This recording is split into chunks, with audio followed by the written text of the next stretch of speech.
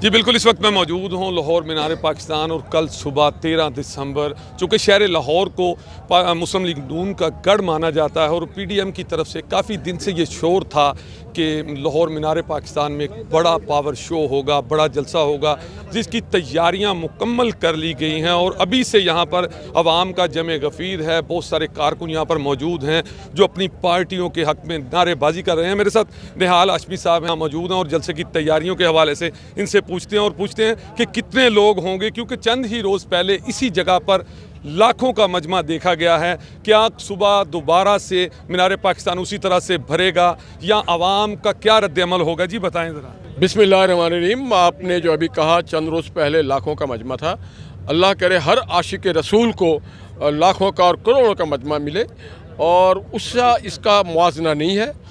یہ ایک سیاسی جلسہ ہے، وہ ایک مذہبی اجتماع تھا، اور اس میں کوئی موازنہ نہیں۔ مگر اتنا میں آپ کو کہہ دوں کہ سیاسی کارکن کے ساتھ ساتھ پاکستان کے پچھے ہوئے عوام بھی یہاں پہ آ رہے ہیں، اور انشاءاللہ کل سے بلکہ پورے ہفتے سے آپ نے دیکھا ہوگا بی بی مریم نواز صاحبہ نے جس طرح سے لاہور کے لوگوں کو وارم اپ کیا، چارج کیا، اور لوگ جو والہانہ محبت کر رہے ہیں، تو میں کوئی یہ نہیں بتا سکتا ایز اے سیاسی کارکن کے کتنے لوگ ہوں گے، مگر کل ایک تاریخ رقم ہوگی اور بہت بڑی۔ اور کہتے ہیں نا زندہ دلانے لاہور، لاہور لاہور ہے، تو کل لاہور بتائے گا کہ ہم لاہور ہیں۔ جی بالکل، آپ نے جانا، ان کا یہ کہنا تھا کہ کل ایک بڑا پاور شو ہوگا اور زندہ دلانے لاہور۔